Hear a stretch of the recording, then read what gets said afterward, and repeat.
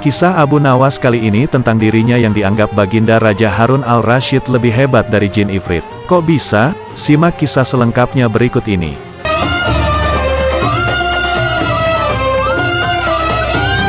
Sebelum kita lanjutkan, baiknya subscribe, like, komen dan share agar channel ini bisa terus berkembang.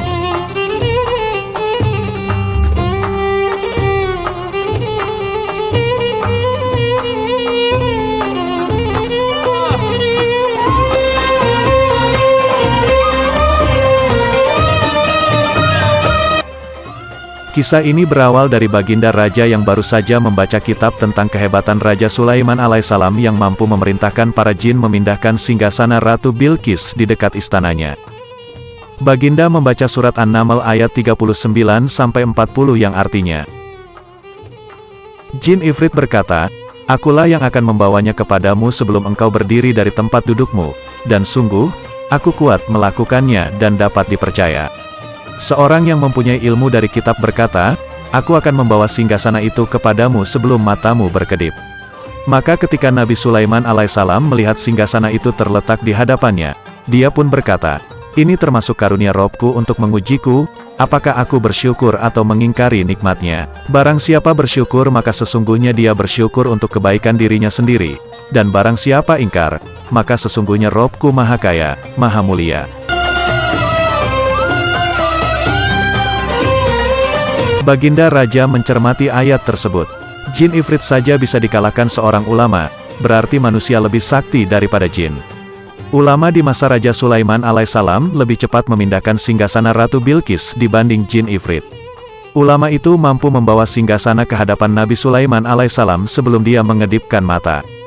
Sedangkan jin ifrit hanya mampu membawanya ke hadapan Nabi Sulaiman sebelum dia bangkit dari tempat duduknya. Baginda Raja tiba-tiba merasa tertarik.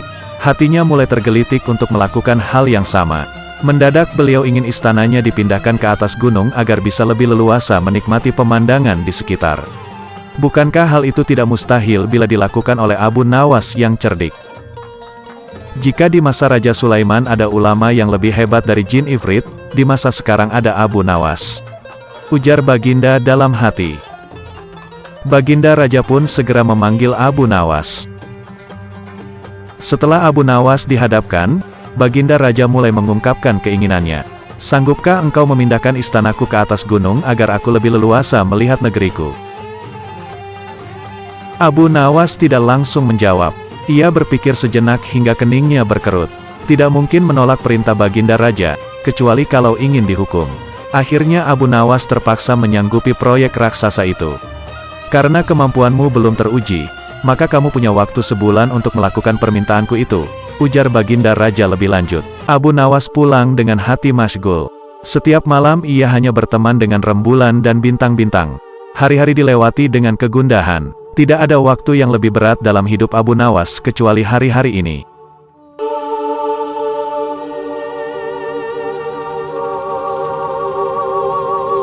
Tetapi pada hari ke-9, Abu Nawas tidak lagi merasa gundah gulana, karena sudah mendapatkan cara melakukannya.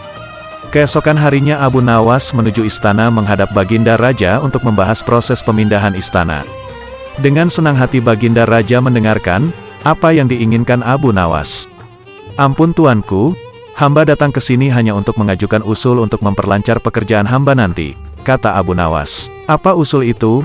tanya Baginda Raja. "Hamba akan memindahkan istana Baginda yang mulia tepat pada hari raya Idul Kurban yang kebetulan hanya kurang dari 20 hari lagi." "Kalau hanya itu usulmu, baiklah," kata Baginda Raja.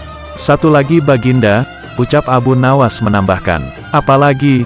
tanya Baginda Raja. "Hamba mohon Baginda Raja menyembelih 10 sapi yang gemuk untuk dibagikan langsung kepada para fakir miskin," kata Abu Nawas. "Syaratmu kuterima," kata Baginda Raja menyetujui. Abu Nawas pulang dengan perasaan riang gembira. Kini tidak ada lagi yang perlu dikhawatirkan. Toh nanti bila waktunya sudah tiba, ia pasti akan dengan mudah memindahkan istana Baginda Raja. Jangankan hanya memindahkan ke puncak gunung, ke dasar samudra pun Abu Nawas sanggup.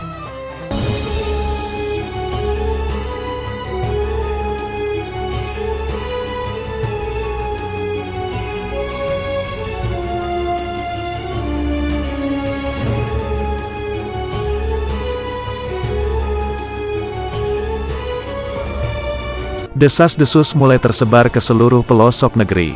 Hampir semua orang harap-harap cemas. Tetapi sebagian besar rakyat merasa yakin akan kemampuan Abu Nawas. Sebab, selama ini Abu Nawas belum pernah gagal melaksanakan tugas-tugas aneh yang dibebankan di atas pundaknya. Namun, ada beberapa orang yang meragukan keberhasilan Abu Nawas kali ini.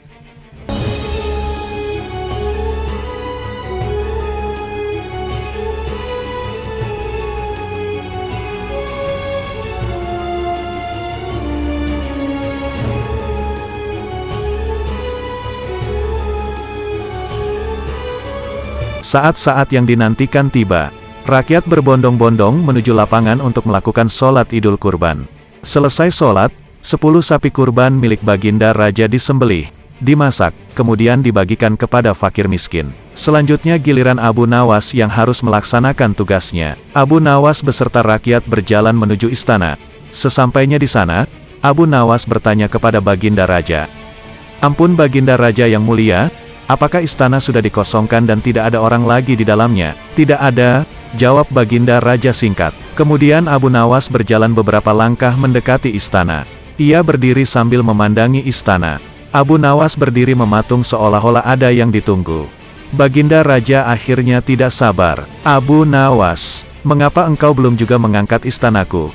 tanya Baginda Raja. "Hamba sudah siap sejak tadi," jawab Abu Nawas. "Apa maksudmu sudah siap sejak tadi?